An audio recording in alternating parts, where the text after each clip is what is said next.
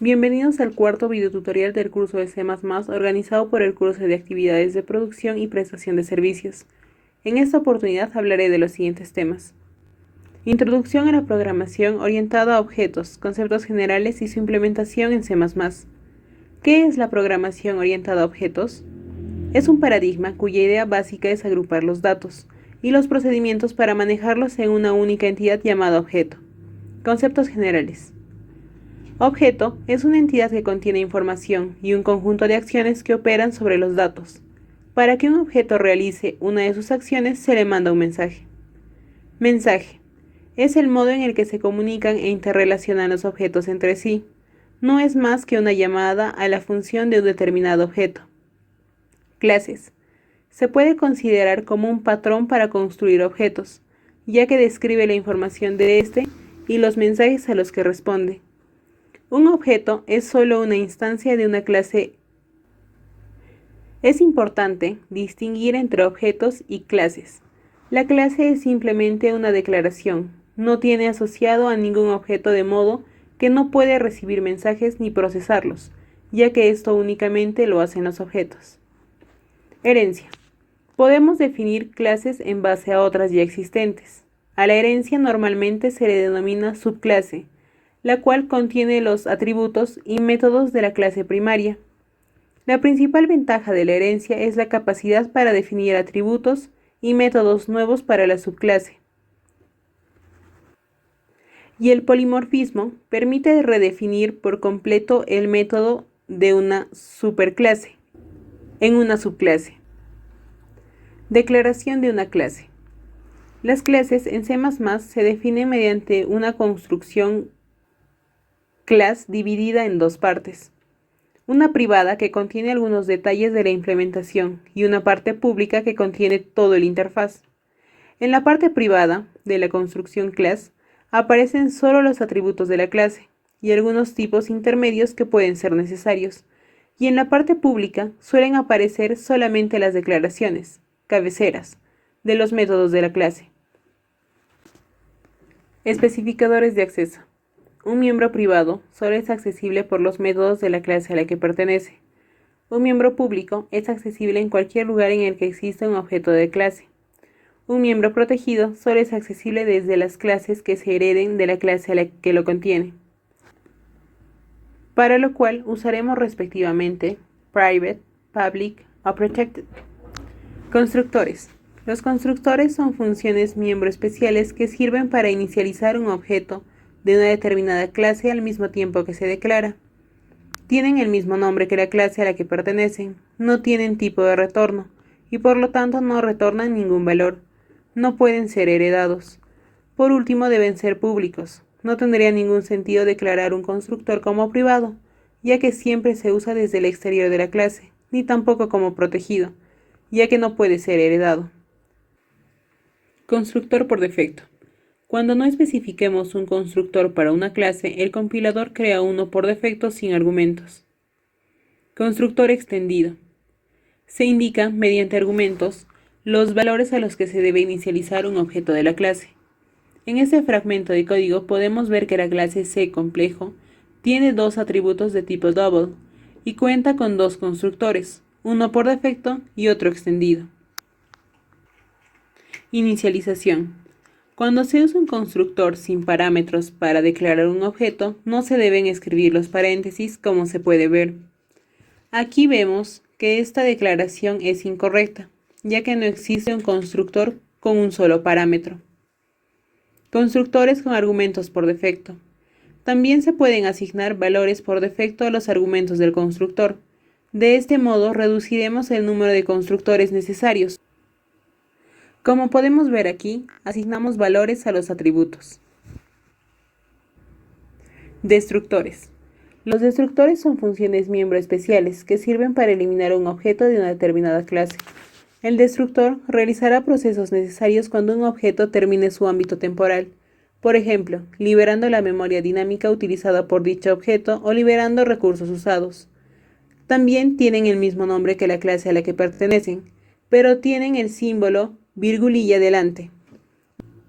No tienen tipo de retorno, no tienen parámetros, no pueden ser heredados. deben ser públicos y no pueden ser sobrecargados. Herencia. Permite crear nuevas clases a partir de clases existentes, conservando las propiedades de la clase original y añadiendo otras nuevas. Supongamos que nuestra clase base para clasificar a las personas en función de su profesión sea persona. La clase empleada heredará los atributos de clase persona, como son nombre, email, edad, teléfono, y a su vez este tendrá atributos nuevos, como podría ser código de empleado, lo mismo para la clase estudiante. Heredará los atributos y métodos de la clase persona, y además tendrá nuevos atributos y métodos nuevos. Tres tipos de herencia en C++. Herencia pública. Se refiere a la herencia en la que todos los miembros públicos y protegidos de la clase base conservan esos mismos niveles de acceso, respectivamente en las clases derivadas. Su sintaxis es class seguida de clase derivada, public seguida de clase base. Herencia protegida. Se refiere a la herencia en la que todos los miembros públicos de la clase base adquieren el nivel de acceso protegido en las clases derivadas, mientras que los miembros protegidos conservan su nivel de acceso. Lo anterior indica que una clase derivada puede luego heredar a otra clase los miembros protegidos que heredó de su clase base. Su sintaxis es class seguida de clase derivada, protected seguida de clase base. Herencia privada. Se refiere a la herencia en la que todos los miembros públicos y protegidos de la clase base adquieren el nivel de acceso privado en las clases derivadas. De ahí se desprende que una clase derivada que haya heredado mediante herencia privada no puede heredar a otras clases los miembros que ha heredado de otras clases. Su sintaxis es class seguida de clase derivada, private seguida de clase base. Para ejemplificar la herencia y demás conceptos, implementaré la clase persona y la clase alumno, donde clase persona es la base. Lo primero que haremos será importar la librería estándar de C++. Declaramos namespace std para el uso de palabras reservadas, cout y cin, y creamos la función main que retorna 0. Ahora creamos la clase persona, que consta de dos partes, una privada y una pública. En la privada es donde se declaran los atributos, entre ellos el nombre, apellido y DNI, todos de tipo string, y en la edad de tipo entero.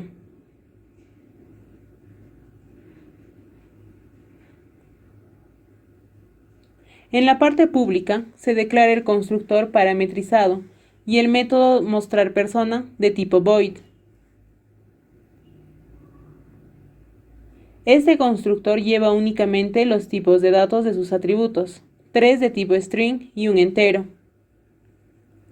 Para llamar al constructor fuera de la clase, basta con colocar el nombre de la clase seguido de 2 puntos, el nombre del constructor y los parámetros que tenga. El nombre del constructor deberá ser el mismo que el de la clase.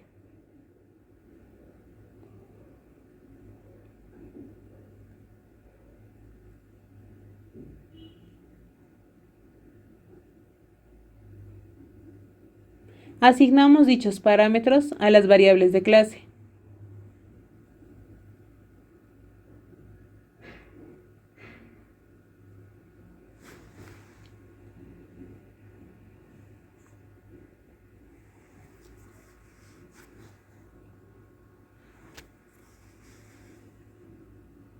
Ahora definimos el método mostrarPersona. De manera similar, colocamos el nombre de la clase, 2 puntos, y el nombre del método.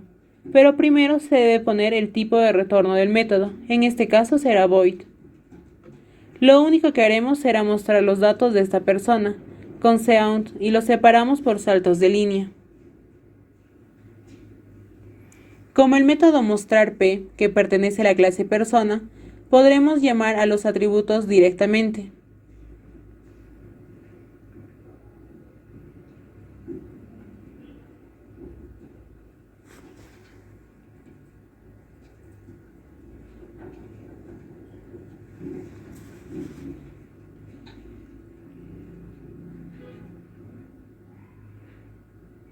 Ahora declaramos la clase alumno, por herencia pública, para lo cual seguimos la sintaxis.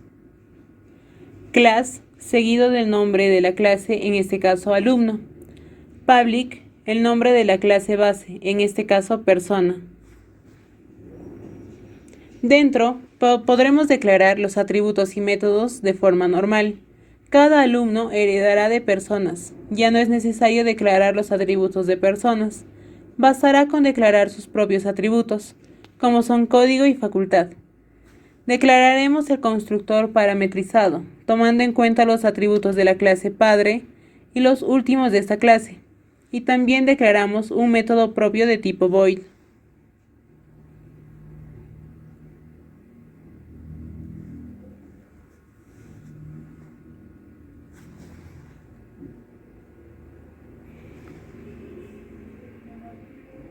Para llamar al constructor de la clase heredada, tendremos que colocar el nombre de la clase, el nombre del constructor, seguido de todos los atributos, tanto de la clase base como de la subclase.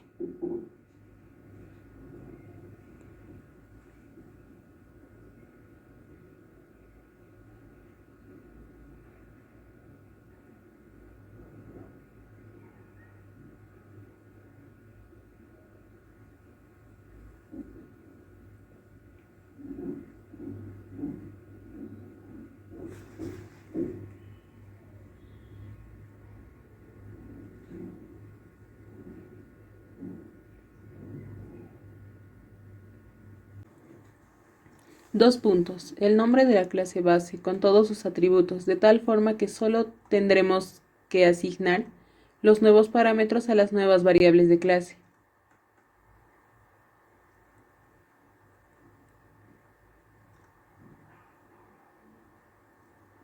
Ahora declararemos el método mostrarAlumno, pero como heredamos de la clase persona su método mostrarPersona, solo es necesario llamar a este y agregar los datos que faltan correspondiente al alumno.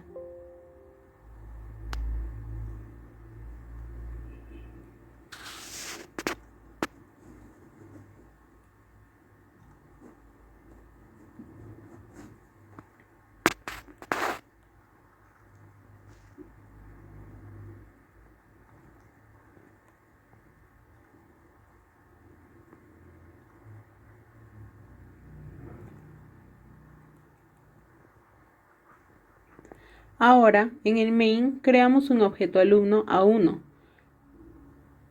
que tendrá por nombre José,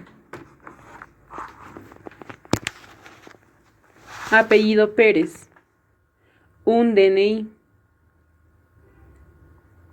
una edad, un código y Facultad de Ingeniería Informática y de Sistemas. Ahora mostramos a este alumno con A1 punto y llamamos al método mostrarA y compilamos. Como podemos ver, ya tenemos la información de este alumno. Ahora creamos otro alumno, un alumno A2 con el nombre Pedro, apellido Pérez, con un DNI, una edad, un código.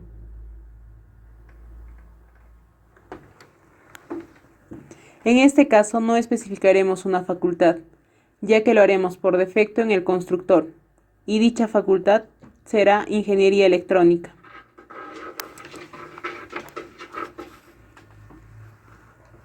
Ahora mostraremos al alumno 2.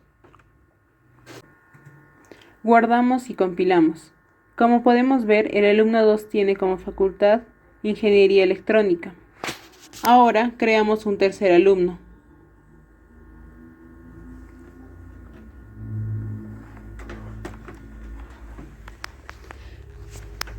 De nombre María, apellido Rozas, con un DNI,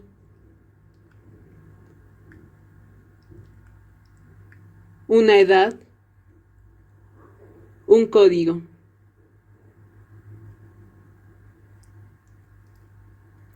Y una facultad, en este caso, Ingeniería geológica.